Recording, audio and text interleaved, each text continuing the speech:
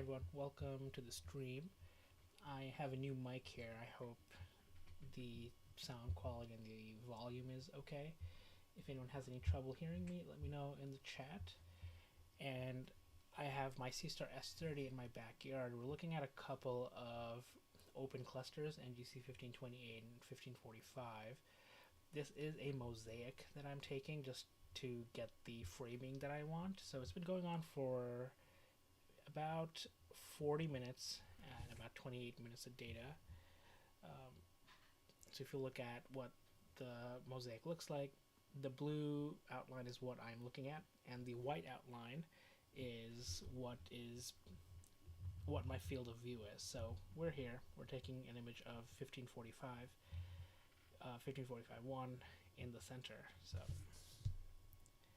and I think at this point I can actually do a quick AI noise reduction live and see what that looks like. So I'll do that real quick.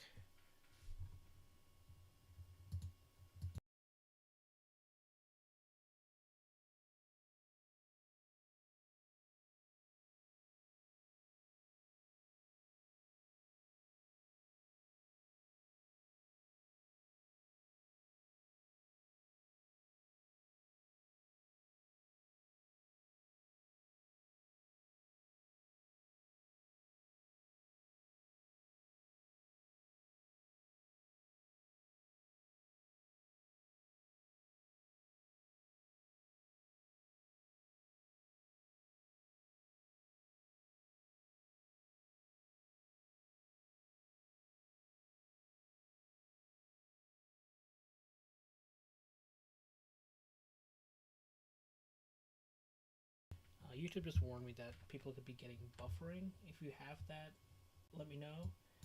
I don't know why that would happen. My stream status is poor, so it's a little bit weird.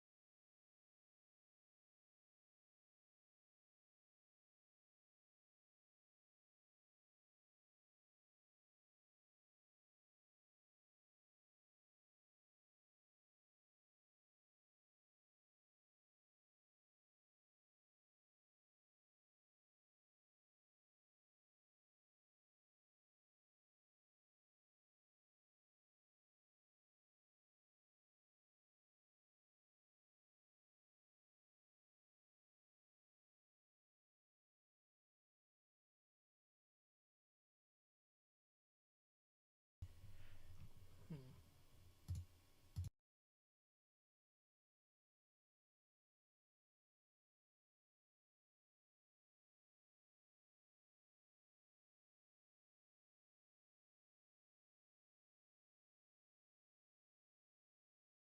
Alright, moving my mic closer to me to see if that fixes any audio issues that somebody just reported. And, oops, my iPad shut down. So we can look at the two double cluster here. We can look at before and after the AI noise reduction. It looks pretty good. It's like a little bit of like a weird gradient at the bottom there. It's like it's smoothing out a little bit, but that should get fixed once I get some more data there. But the stars here look pretty good. Yeah, I'm pretty happy with the AI denoising that's been happening. And of course I can play with the brightness and the contrast. But I'll just leave that alone. Let's do reset. And then I'll save this. There we go. And we'll go back to the main screen here. Hey Gary.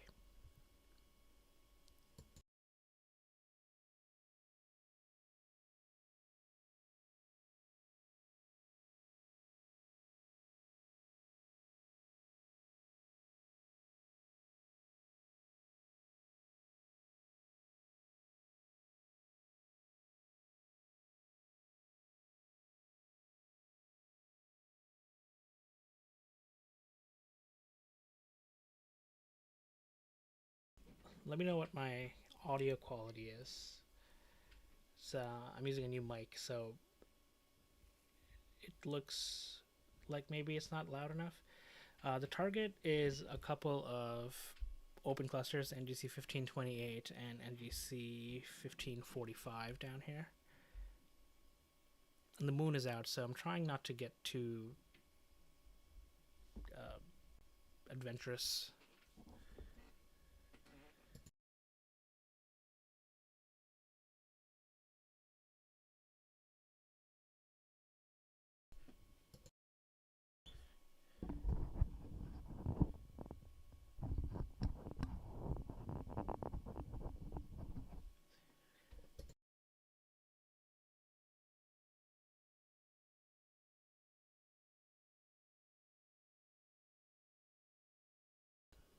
Thanks. Let me see if I can make it a little bit better.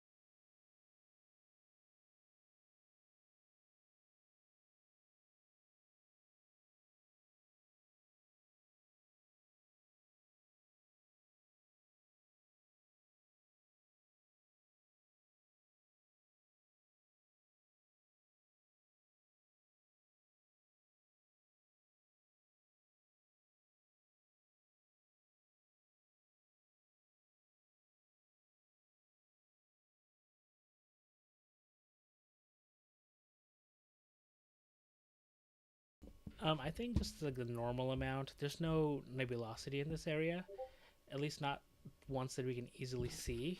But if we were to look at the sky atlas, there are nebulae around here. This is in Perseus. So Perseus has a bunch of nebulae. Let's see. I mean, there's stellar dust everywhere. It's just how easy is it for us to capture is another question. So like here, this is not telling me what object this is, but that looks like a hydrogen alpha region to me. So if I were to image that with my H alpha filter on, I'd probably see something interesting. But otherwise, this region here, just from like just a standard imaging session, I'm not expecting to catch any stellar dust.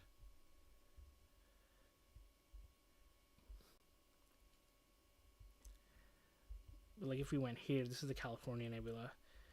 There's a lot of dust here, but it's right. It's going to be blinded by the moonlight. So another reason why I don't want to get too adventurous. I'm going to stay far away from the moon and try and image like star clusters tonight, because they are less affected by the moon.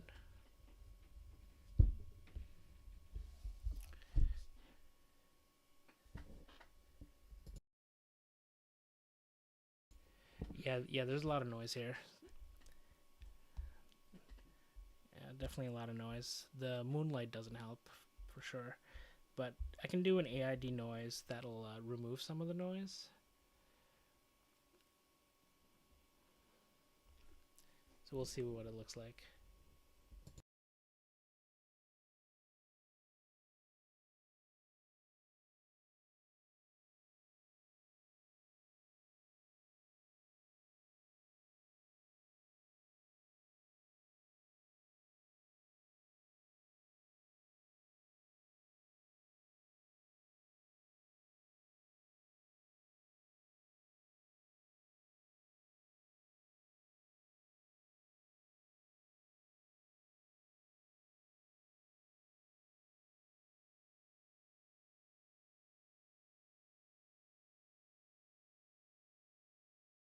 So yeah, here's the denoised. So yeah, so there is a lot of like weird splotchiness. So this is one of my feedbacks that I sent to ZWO to let us control the strength of the denoising, because it just does 100%.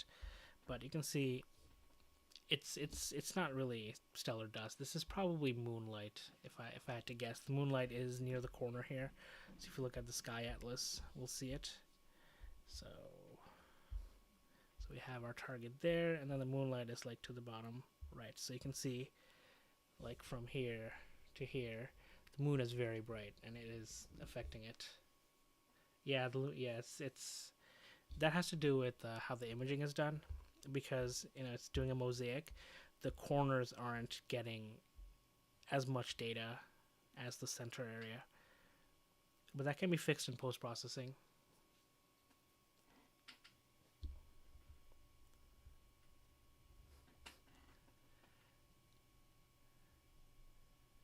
I have been imaging this area for a while, so I could move on to something a little bit better.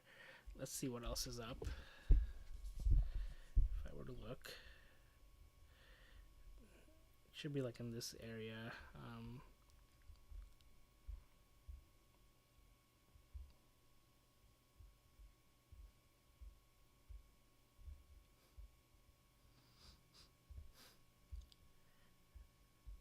I do have M35 here, I think.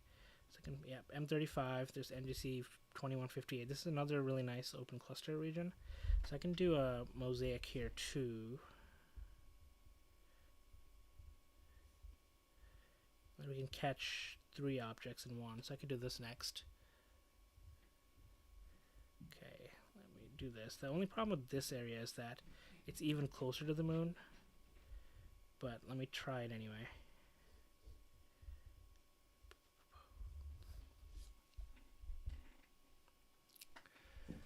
Alright, object number 2 coming up.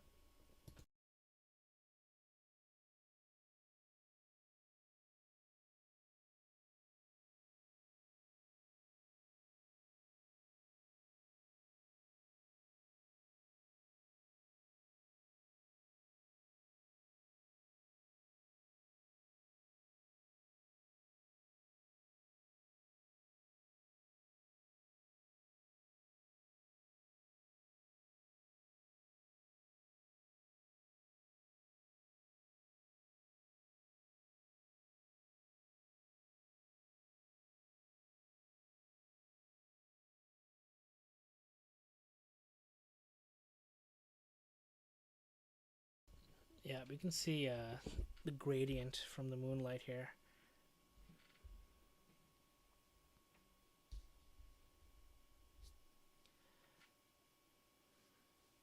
Yeah, but we have M35 right in the middle. So this should be a good target. I don't think I've ever really imaged M35, even though it's fairly easy.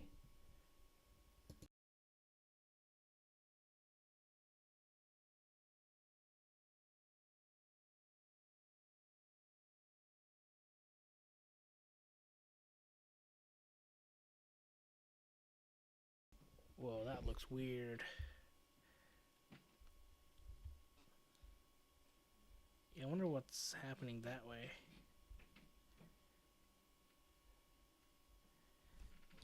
Interesting. Let me look at my individual subs.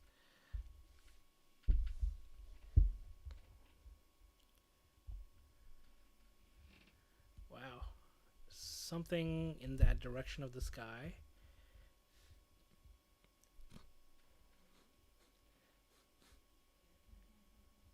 So I guess maybe I can't image M35. Wow. This is terrible. It's like a source of light there. It could be a neighbor's house. They do sometimes have their back lights on. Whoa, like all of these look pretty bad. I think I'll stop. Yeah, the moon is killing this. It's probably the moon. It could also be neighbor lights. It's not like when I look in that direction, it's towards Boston.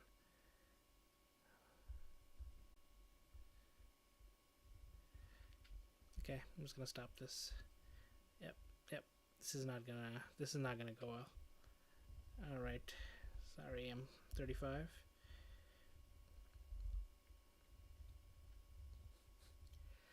I could use a light filter, but these aren't narrowband objects. These are just stars, so you want to turn those off in order to get the star colors. Otherwise, it would just look weird. But I'll turn it on and show you what I mean. So this is on.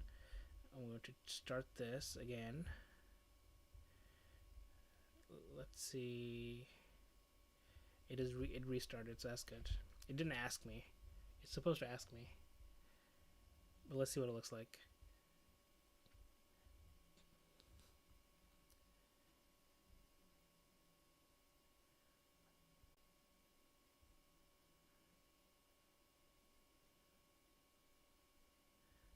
Still waiting for it to load. We can see it on the top left.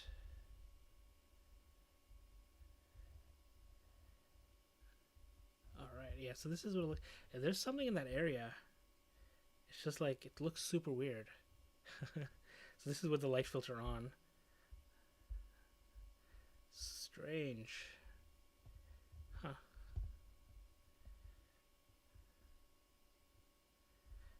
Is it low? Let me see where it is.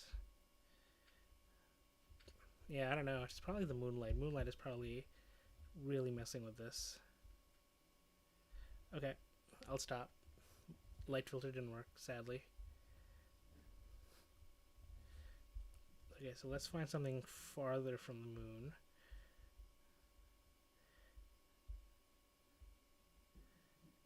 Let's see.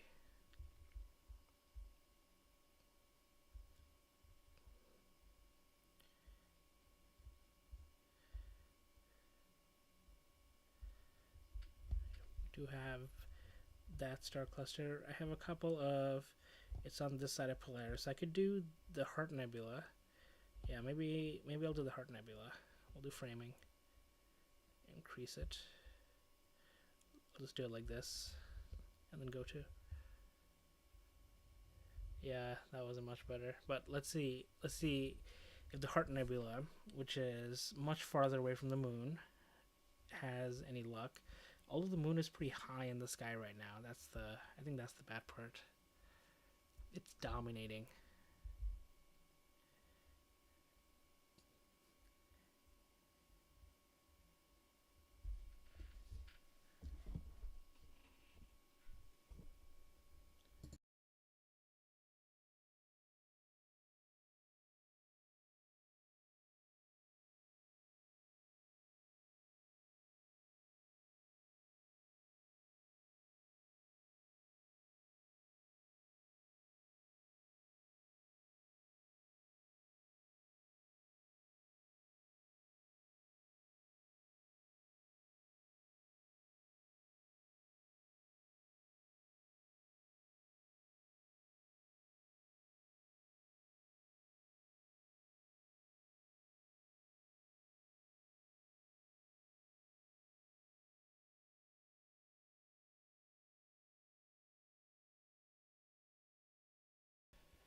Loading a little bit slow, but still waiting for the live stack. Yeah, that's much better.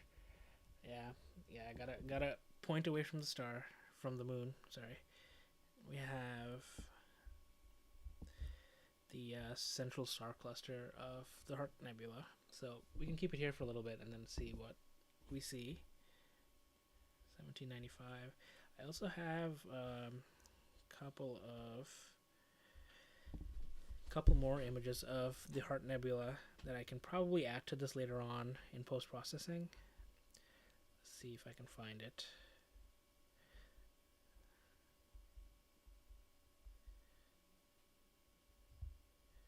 There it is, 1805. Where's my 1805 mosaics? I only have one image. That doesn't sound right. Oh, it's probably up here. Yeah, 1805. So I have 107. So I have 105, give or take, from last time. Cool. So I'll have a good amount of frames. And stargazing.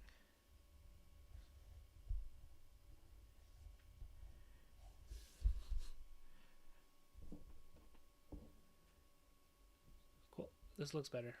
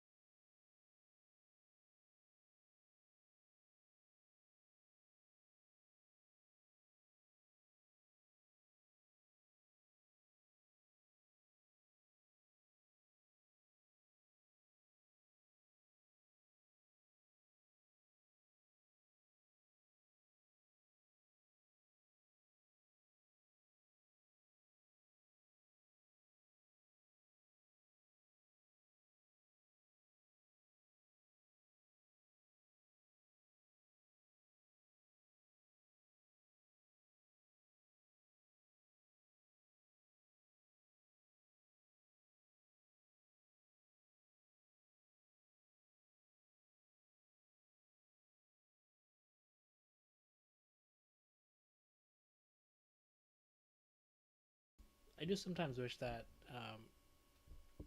the Seestar let you carry on and add on to previous live stacking sessions. That would be cool. Because I already have a good amount of data on this. Would have been nice to just add to it instead of restarting this.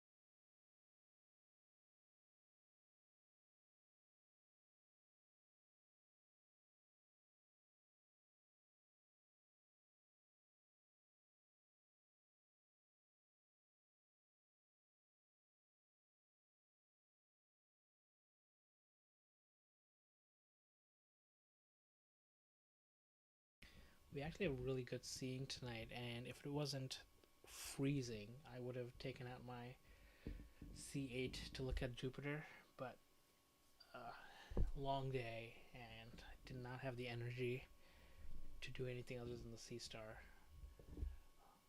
Although, one bit of news, if anyone is listening, is that I did get my hands on the Dwarf 3, so I'll be working on making a video on that and comparing it to the Seestars soon. I wish I had time to open it today. By the time I had any time to get down into my home office, it was already 9 p.m. But I'm super excited to try it out. And then maybe I'll have to figure out how I can live stream from both the Seestar and the Dwarf 3. I could probably just switch back and forth, but I'll see. I'll figure it out.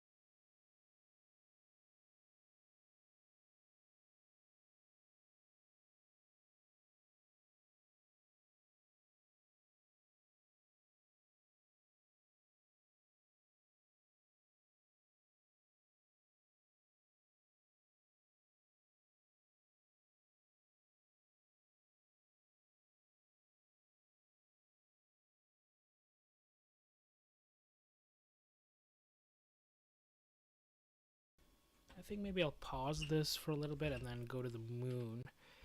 Maybe that'll be a nice, interesting thing to look at. It's a full moon tonight. It is 99.7% illuminated. It's the smallest full moon in a long time. So we'll go to the moon.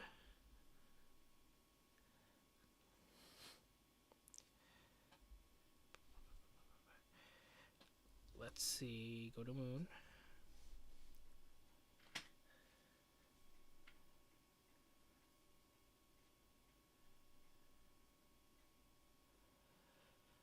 The one problem with the moon is that it might be behind a tree because it is directly straight up.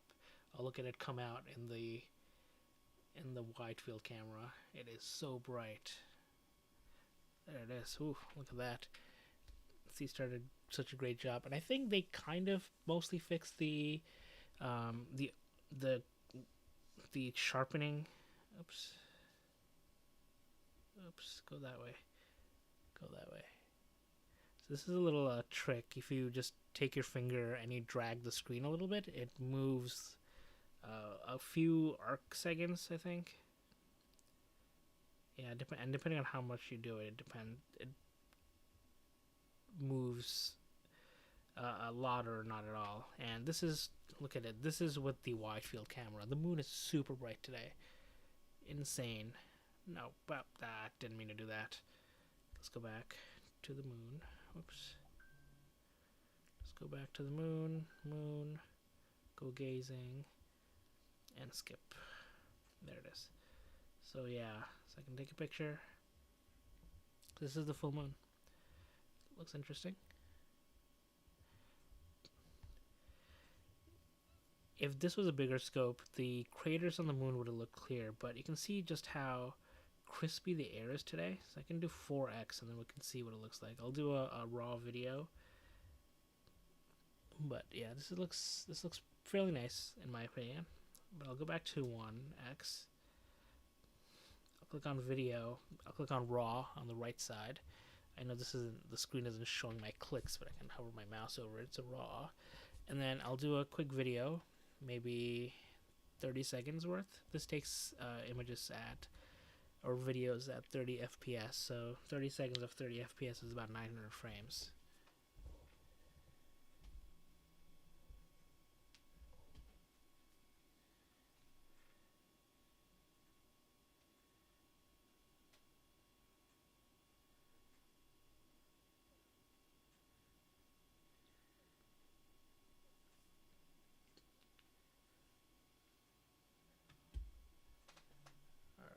Already at 34 seconds. Might as well go to a minute. And this is taking a raw image, and then I can take this and then process it in my local computer. Hey, Snail WT.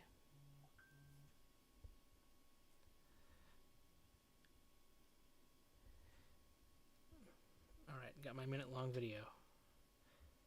So it's saved to my Seestar, and I can bring it over to my computer if I want to. I can also click on this top right-hand side option here, and it'll center and keep the moon centered for me. It usually does a really good job of keeping it centered anyway, but that's just an extra precaution. And if you look at the wide field, this little dot here is actually Jupiter. So interesting, right? It's like in the same view as the moon. So what I can do is I can actually click on, just zoom in here, click here, and then click go again, and you'll see in the you'll see it move. Should move. I think I should turn this off. Okay, so I'll turn off the tracking. I shouldn't have to do that, but let me try it. There it is. So we're moving. And oh, there's Jupiter. Look at that. And in the telescopic view, we have Jupiter. Let's see. Let's center it.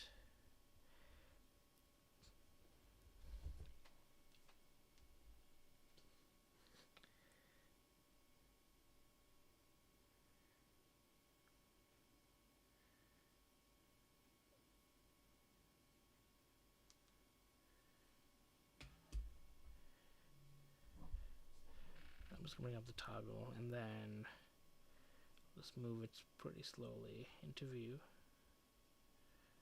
There it is.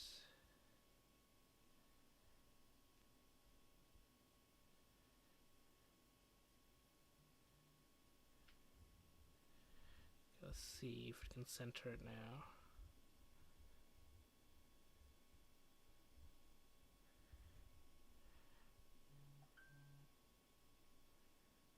There it is. And we can see the 4 Galilean moons. So let me see what they are. I can open up Stellarium and it'll tell me. I don't have these memorized. So opening up Stellarium.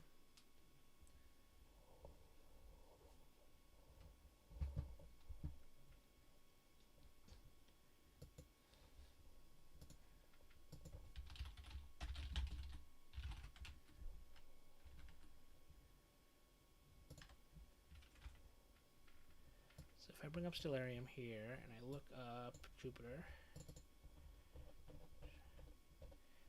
there we go. So the one on the single one here is Io, and then we have Ganymede and Callisto, and we can't see it because we can't really resolve it, but it looks like Europa is like right next to Jupiter.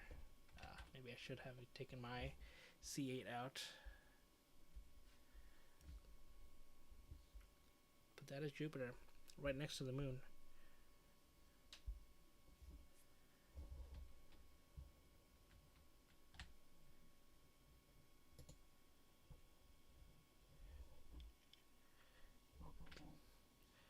I guess the Seestar can be a good conjunction tool as well, especially anything that concerns the moon.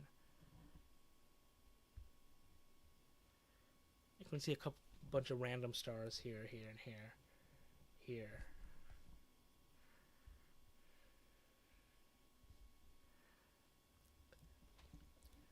Pretty cool. And I can go back to the wide field, click on the moon, and then go. And okay,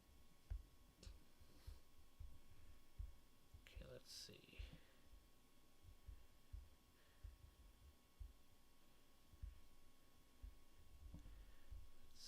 Can't seem to turn that off. Okay, there we go.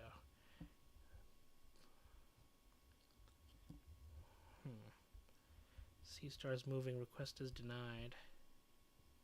Weird.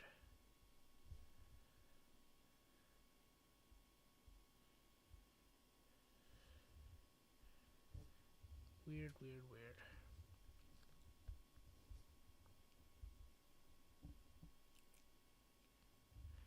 Okay, but I can move to it manually, or I can probably skip out of it and then come back to it. Whoop.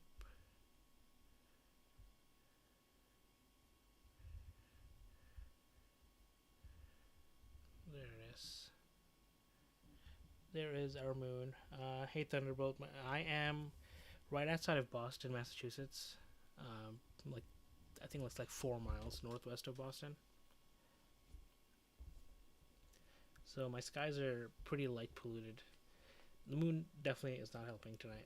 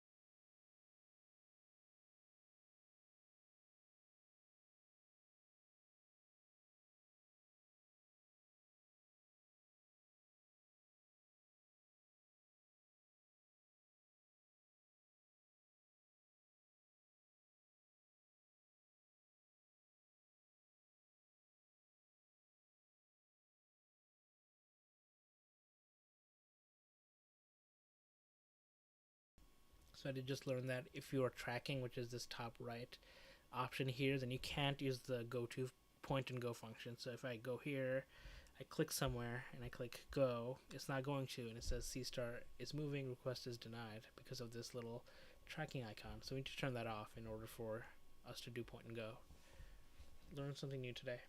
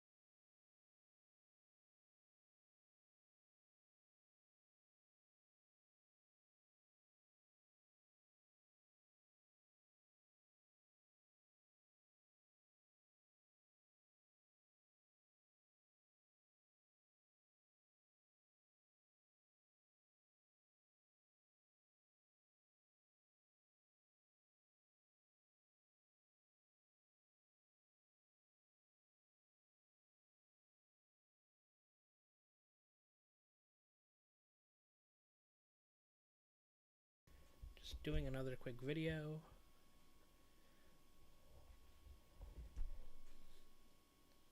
And then maybe I'll show how I connect to the Seestar from my computer really quickly.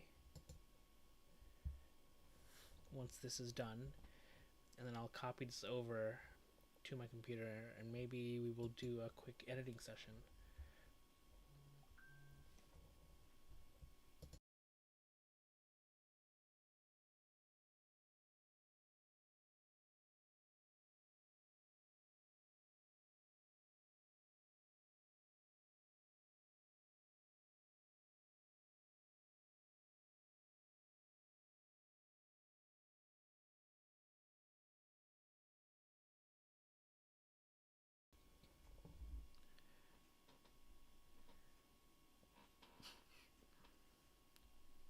Alright, got 59 seconds, close enough to a minute. So how I connect to my Seestar is I'll go to my PC, and then I'll click Map Network Drive. It is something I covered in my SharpCap Seestar video, so check that out if you haven't. So I can do Seestar here, I'll do Browse, and then I can connect to my eMMC images, which is the hard drive that this uses. Go into my works.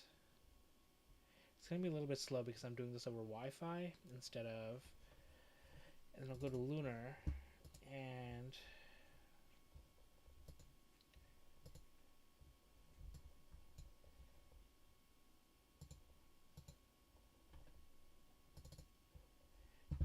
alright, oh wow, I'm almost out of space. Okay, I've been taking a lot of images, so I should probably back this up and then stop. So I'll go to Lunar, and then I'll do this. So JPEG is one. This is the thumbnail file, so THN is thumbnail. It has some text metadata. It has the MP4, and it also has the raw AVI file, and this is what I want to edit. So I'll just copy this. It's a pretty big file, 1.6 gigs. I should probably delete this one. It's 9 gigs. Oh boy. I don't think I even want to carry it over, but I'll copy this. You know, Control C or right click, or click on this. This is frozen. Okay. I'm going into my Seestar folder on my hard drive, and then I'll paste. Let's see how long that takes. Let's see if I regret this.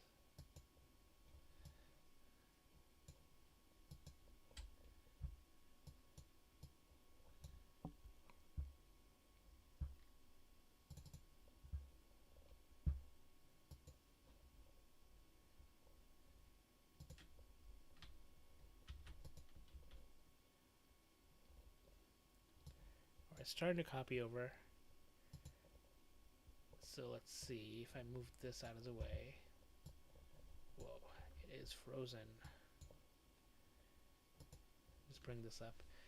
See, there's probably going to be some lag here. You'll start to see this start to fizzle a little bit. But I think it's going to take forever, so I'm just actually going to cancel this. Never mind, I should have copied this beforehand. The Seestar is at the end of my router's range, so it's going to take a while. So I'll just cancel this. Okay. And then I will disconnect the drive. And the reason I disconnect the drive is because sometimes my Windows will keep trying to connect to this. Oh my god. Alright. Even when it shouldn't. Here you can see it get pixelated here. Yep. So that means it isn't currently loading the moon. Alright, that's my fault. Right click. Disconnect.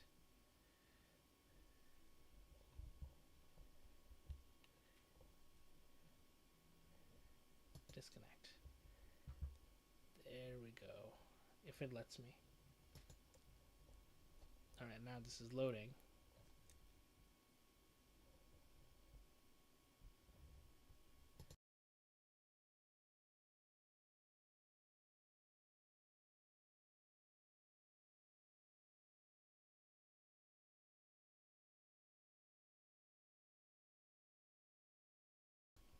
And there we go.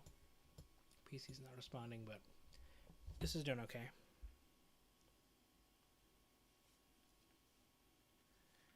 There we go. Cool. It's very slow. I like clicked on the thing and it took about 5 seconds. Ooh. Yes, disconnect.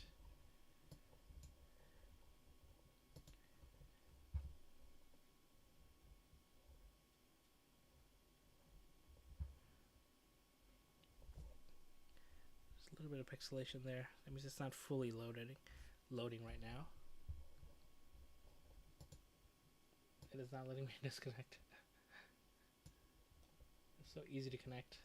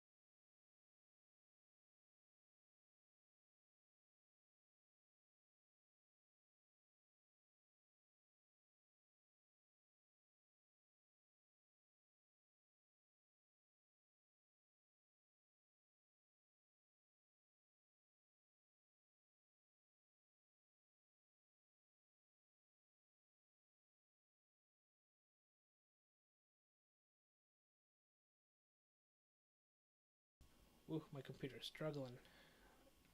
I think I have all the parts now, so I can build my new one. So hopefully the next time I do a live stream is from my new computer. It's a little bit better than this. This one's a little over 9 years old now. 9 years old.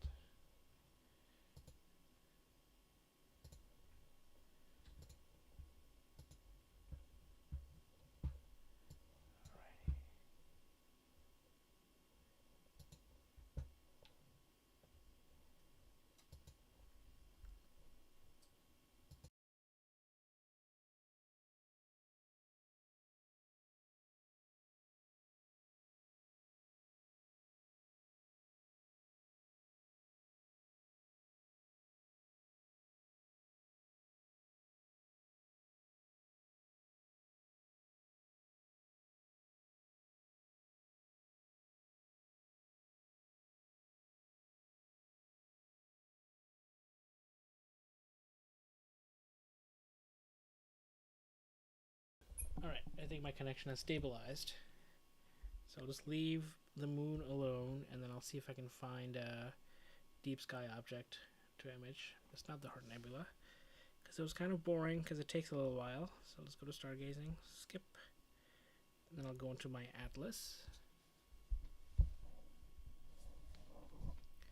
Just pointing to the moon. Let's see what we can point to. And it probably will be Draco, Ursa Minor, Ursa Major. So it's probably going to be M81, M82 once again.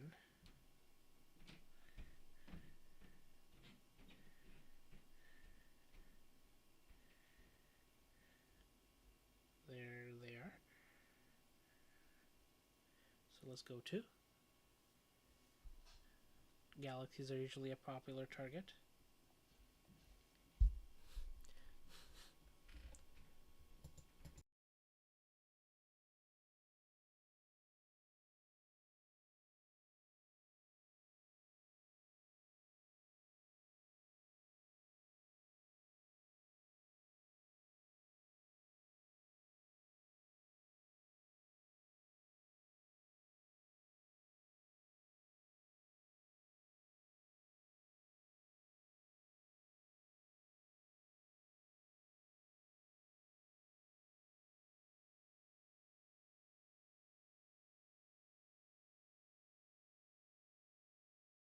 That's just a preview of the moon.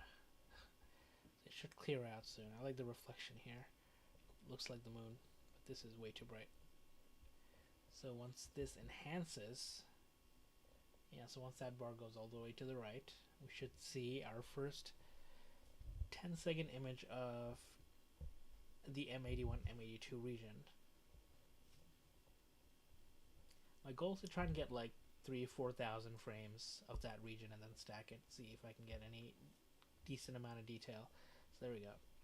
So we have our two galaxies there, and then NGC 3077, yep, 3077 down here, which is the Garland galaxy. This is one of my most favorite regions of the sky because there's so many things happening here. There's another galaxy like a little bit up here. So if I look at the here, you can see that there's one right here, NGC 2976. And then under this coming up, which is bad time right now, but M51, where is M51? It's around here.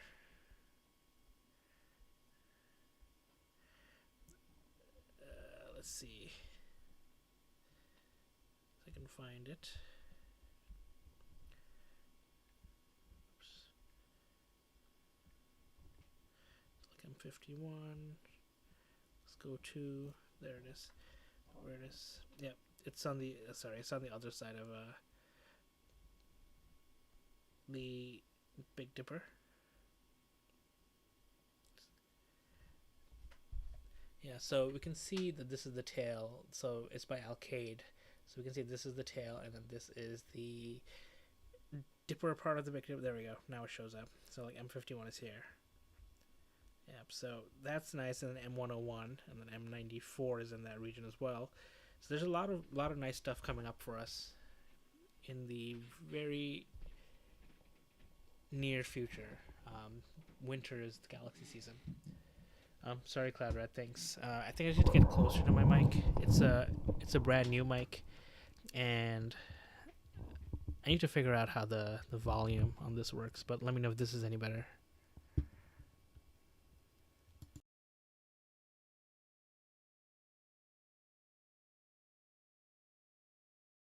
I am having one of those mic arms coming my way, so I can move it right in front of my face when I need to.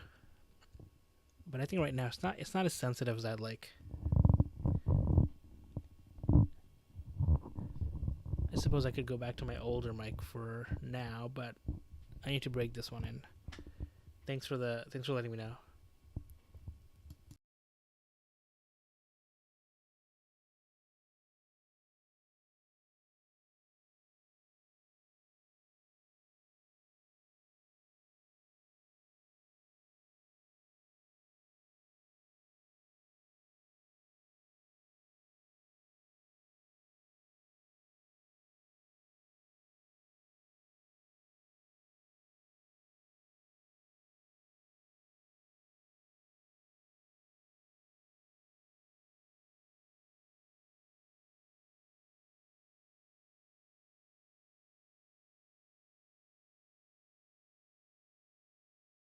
So I'll pull up a processed image of the Seestar of the M81 region in a second, so we can look at what my previous images of that region looked like. So I'll just go to my Seestar data. So M81, where are you? So here's one. So this is an M81 mosaic.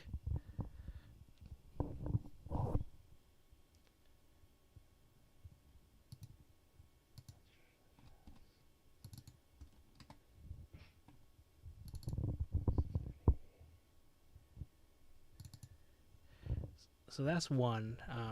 Here the other galaxies kind of peeking out up here. This was my attempt at a wider field mosaic. I want to try and get a larger part of that region at some point.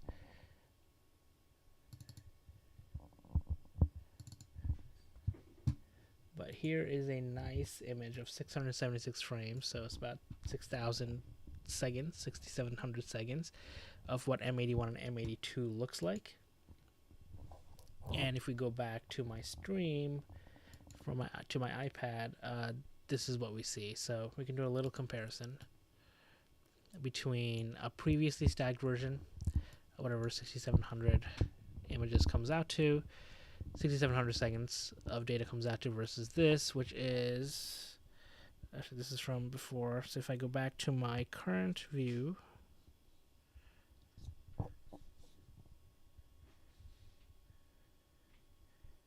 let this enhance.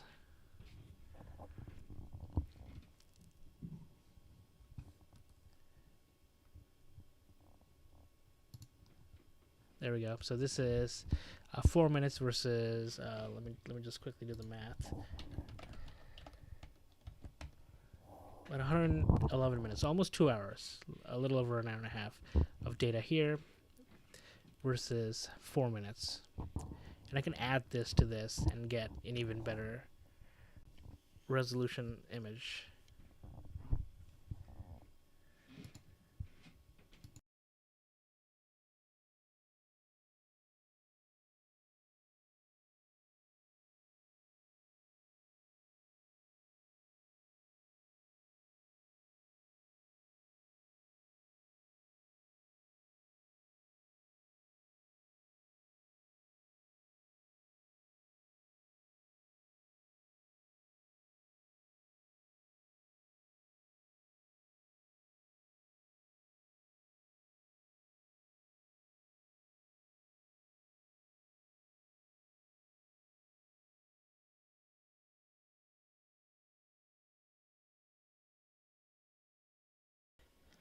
Hey, next, good question. So if you're talking about individual frames, each frames can be either 10, 20, or 30 seconds.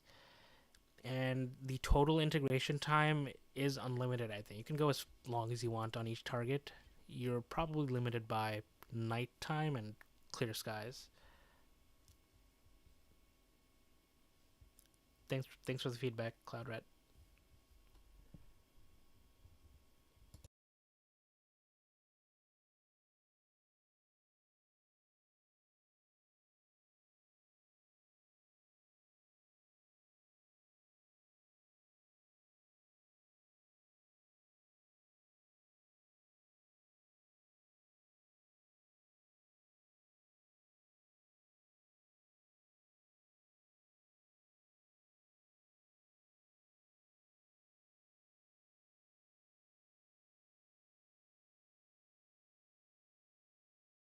And I'm going to end the poll and start a new one. Looks like the Heart Nebula one.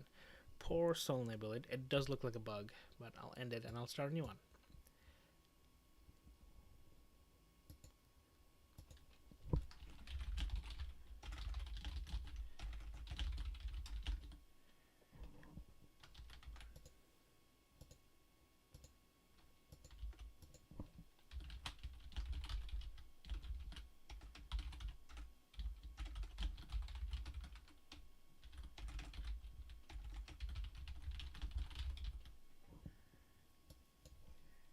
Alright, might be a little bit tougher.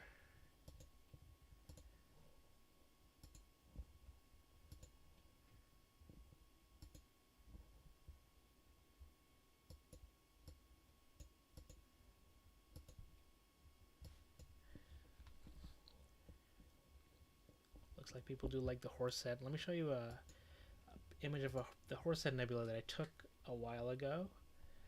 If I can find it.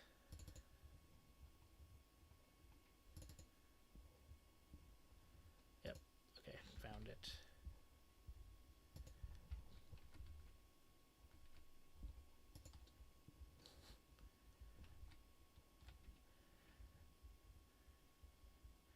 Alright, so this is the Horsehead Nebula. It's a little bit brighter. Actually, I don't think you can see it. Yeah, I'm not sharing my screen. 1 second.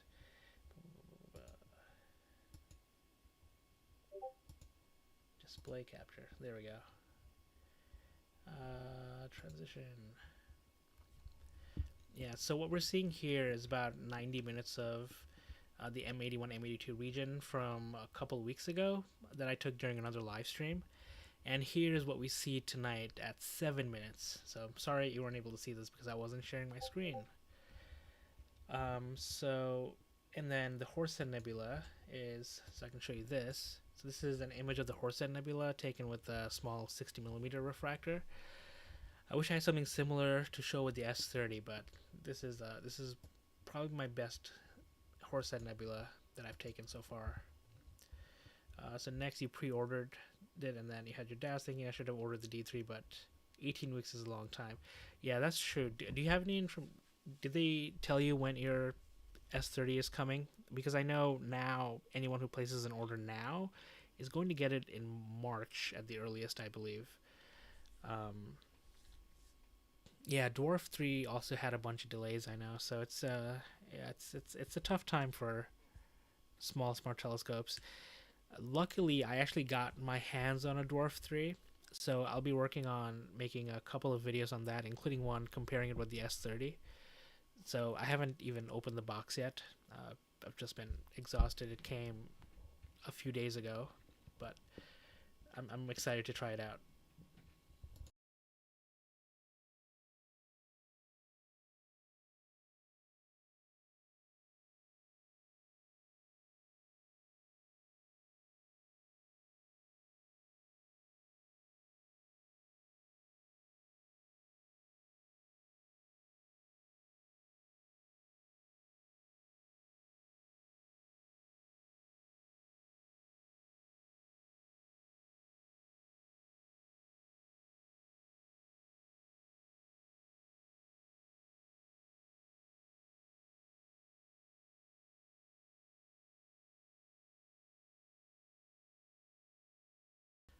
Oh, cool. Good luck.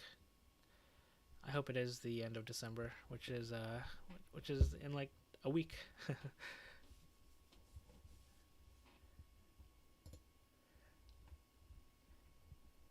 I know there are a few people on our Discord server who also they're also waiting on theirs.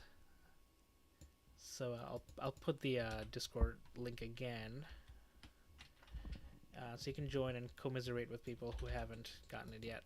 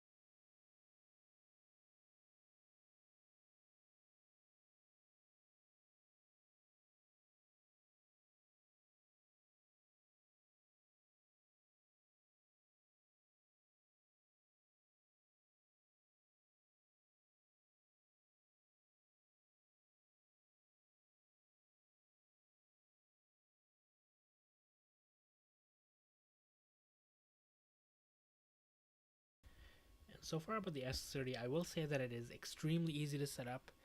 I like tonight is cold. It's about 10 degrees Fahrenheit, negative 14 degrees Celsius, I think, if my math is right. And I did not want to spend long outside, so I plopped it onto my tripod inside the house. I ran outside, I turned it on, and then I ran back inside. And it, did its horizontal calibration. And it started imaging for me pretty soon after that. So pretty happy with the quality and the easiness of using the S30. I don't know how easy it'll be for the Dwarf 3 because I know it has an equatorial mode.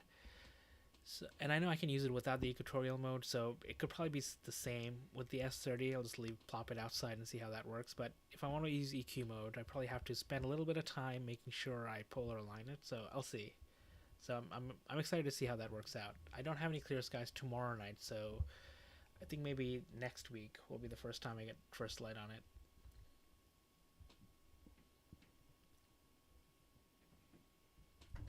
Yeah, I agree. The EQ mode is a clear pro for the D3. Schedule plan from my conversations with ZWO, it does look like they may come out with that at some point, because it's all software, right? So they can just push the software onto our apps, and then we can do a firmware update, and then it'll be able to do scheduling. I don't know why they haven't done that already, because it's in their ASI Air software, so it's not like they'll be reinventing the wheel. So we'll see. EQ mode calibration is a pain. Okay, looking forward to that. hopefully I get a night that's not insanely cold outside, so I can spend some time with it. But we'll see.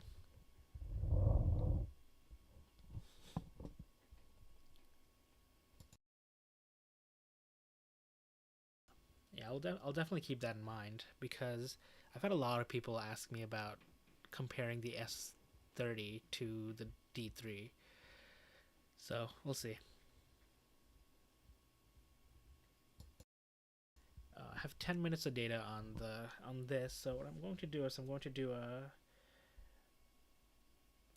AI denoise. I'll remove this, and then we'll see what that looks like. It usually does a pretty nice job of that area after like 10-15 minutes. And I'm glad they actually put a counter here. This was with the last update.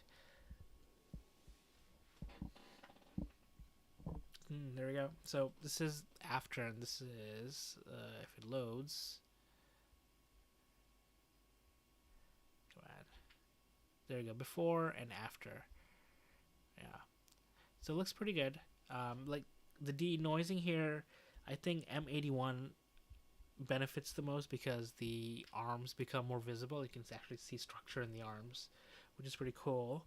I think I've said this before, that I think M82 loses some information, especially like here. If you look here, you'll see like before there's a little bit of structure, and then it kind of disappears. It also blends in. I think this is a star right here, not in M82, but in our own Milky Way galaxy. It kind of just gets blended in. You can see the before and after. Hopefully it translates well into the YouTube video. And I think the Garland galaxy here, and you see 3077 doesn't really. I think this benefits too, I guess. The core becomes a little bit better. The area around the galaxy also looks a little bit better. Cool. Yeah, and the background also looks a lot better, comparing before and after. Going back to live view.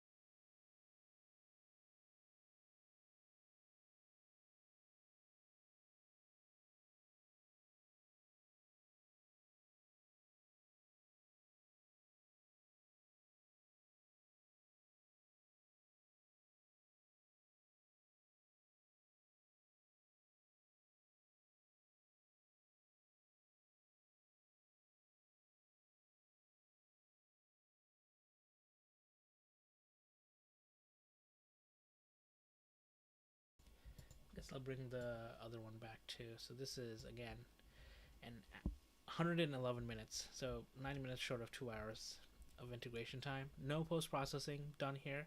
This is all straight out of the Seestar.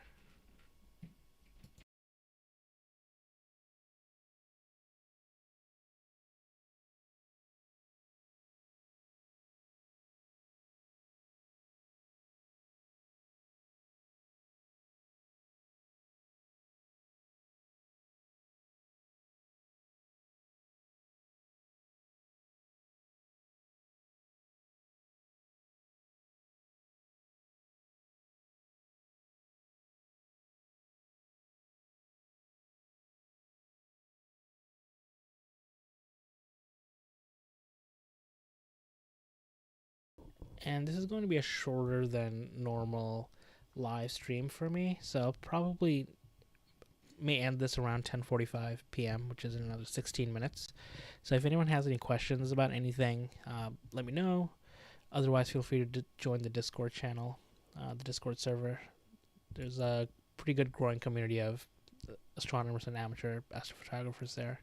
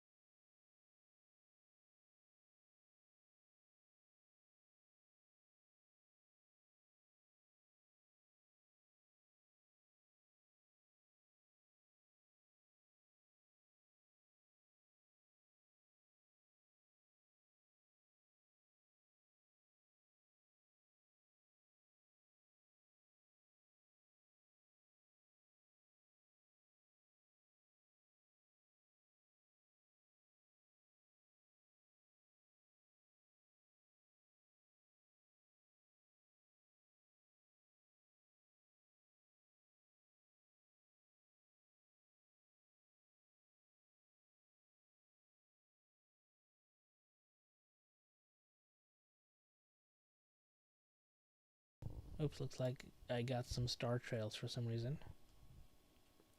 Waiting for the next frame to come in.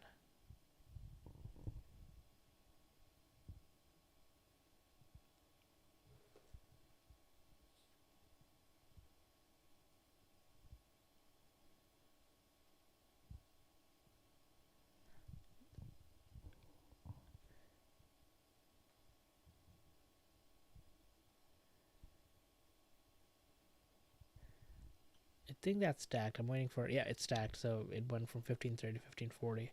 Just took a little while. But okay, interesting.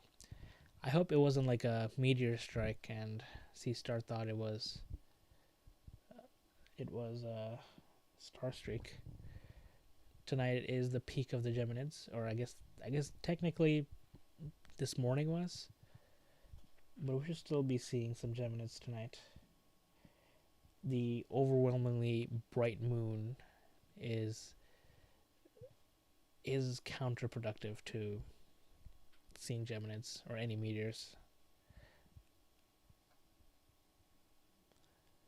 But it would be nice if a Geminid streaked through right here.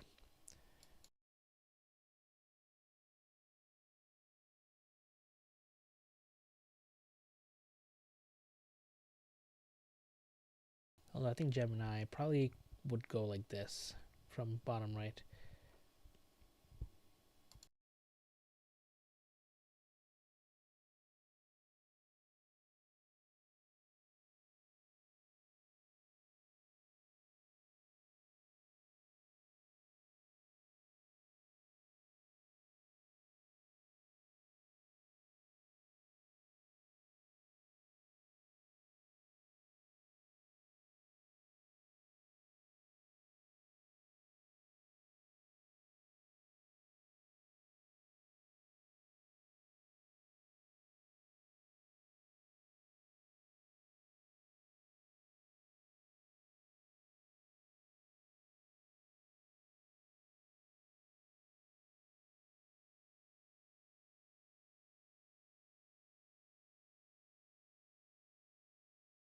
And I don't think I'll be able to live stream next week since it's a couple days before Christmas and I have some family things happening.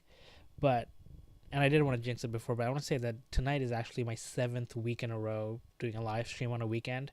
Somehow I got lucky with clear skies, and since the streak is probably going to end here, I will mention it and see what happens. And if I do end up getting maybe even 10 minutes, I may throw out either the S30 or the Dwarf 3 if I can get it running by then for a live stream then. And then make it 8 weeks in a row. I've tried doing this in previous years with my regular setup, but the Seestars make it so easy. I can just plop it outside and then connect to it from my iPad or my phone and then stream from that device. Previously, I'd have to take my EQ mount out, attach my telescope, do a polar alignment, connect a camera, a computer, blah blah blah, and focus and setup time take maybe 40 minutes, 45 minutes. And in a cold night like this, it's not a good incentive for me to just go outside, spend 40 minutes in the cold. But the Seestar, oh man, it's changed how I've been doing this over the last couple of months. And since I'll be adding the D3 to my arsenal, maybe I'll be able to do more of them. Let's see. I wish I had a good hydrogen alpha setup that's as easy as these smart telescopes. Maybe Lunch should make a smart hydrogen alpha telescope.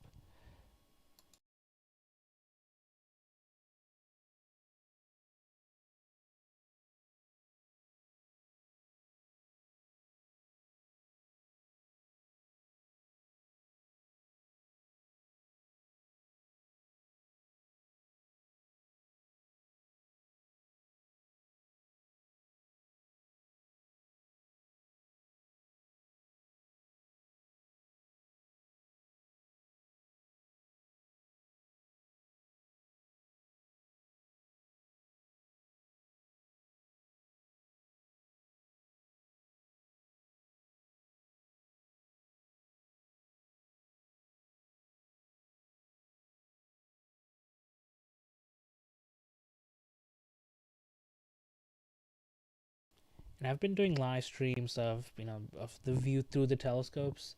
And I've been doing this for years. If you look through my live stream history. But if anyone has any other ideas of live streams that would interest you, let me know in the chat or join our Discord and let me know there.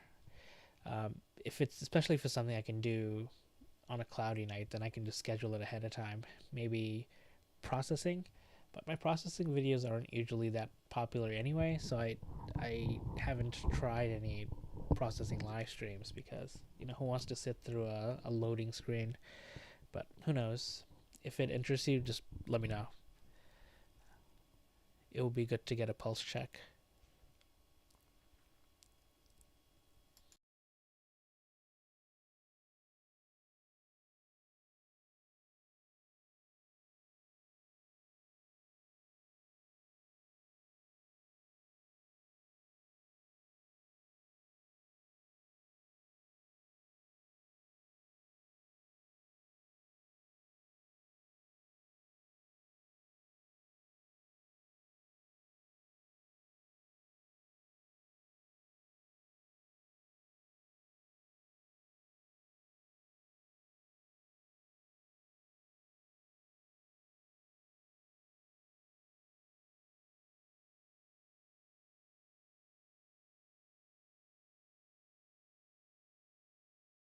So another thing I'll mention is that you'll see that the power for the Seestar is at 100%. I actually have the dew heater running. The dew point is really close to the temperature, so I didn't want dew getting on the glass, so I have that running. And it's plugged into my Jackery, just using a DC plug, and yeah, it keeps it at 100%. I could go all night. What's my workflow for processing? So I usually do this in PixInsight. I'll take all of the individual frames out into PixInsight and then process it there.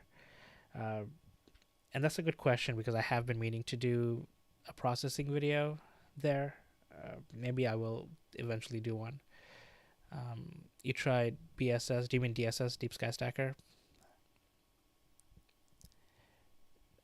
That's a good one. Yeah, and you can do that with the Seestar images as well. Yeah, you can do that with the Seestar images as well. You can do it with mosaics.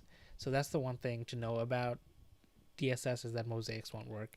And even with apps like Serial and PixInsight, mosaics are little bit difficult. But if you check my previous few videos, I have gone over how to do mosaics with both Serial and PixInsight. And for Serial, there's actually a process Seestar script. I know Deep Space Astro Rich, who's a good friend of mine. He has a video on how to do it, and I may make one too, just because I want to add to the script my own quirks and see if I can make it a little bit better. Yeah, PixInsight is it's an investment for sure, and the price has increased like over the last few years, but it's such a good tool. The UI is the worst, if I'm being honest. Like it feels like it's from the 90s, but the back end processing, the processes that it has is so much better than the next closest stacking software. But I wish it was just prettier. That's my only complaint about PixInsight. Yeah, and it has a really high learning curve. But Serial is great. Serial, if I'm being honest, also has a pretty ugly UI. They could also do better. It also feels like it's from the late 2000s. Astropixel processor is another really good one. Unfortunately, I think I heard that the creator is sick, so he hasn't been able to work on it for a while. But Astropixel processor also has a pretty ugly UI, but it's easier to follow because it's all numbered. You go from number step 0 to step 6, and by the time you're at step 6, everything's integrated. It's much easier to follow than both Serial and PixInsight, in my opinion, but it's not free. Deep Sky Stacker is free. It's really great for lots of things, but it has limitations. There's just so many stacking software out there. I should do a series on all of them so we can compare. I just need more time.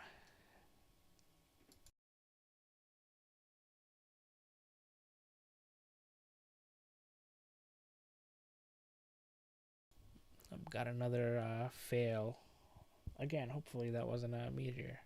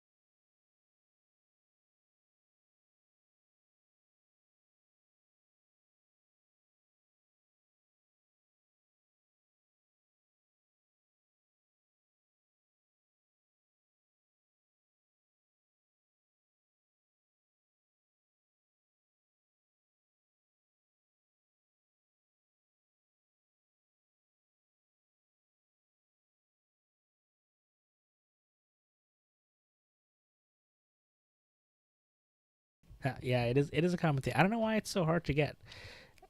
And Deep Sky Stacker is actually not a bad UI. Like you use it, you just go top down and it's there. The workflow in Deep Sky Stacker and Astropixel processor is easy. Deep Sky Stacker is simpler, and for that reason, I'll say that it has a better user interface because it is user oriented. Astropixel processor is next because the steps are numbered and it's easy to follow even if you've never used it before. And then Serial can get pretty weird because you have to go forward and then backward, and then it has scripts, and then it has external apps that you use. It can get a little bit confusing. It definitely takes a lot of documentation reading and lots of YouTube videos to look at. And then PixInsight is just, my God, the UX is just, yeah, I don't even know how to comment on it. Like that's what the learning curve is so high. You have no idea where to even start. Like when I first got PixInsight, I was so lost. But thankfully, there are many tutorials online that helped me learn it. But it took a while. PixInsight was definitely the hardest to learn, and I'm still not, 100% confident in what I'm doing. If I had the skills, or and maybe the knowledge of how to make a good UI, maybe I would make a wrapper around all of those, or at least one of those.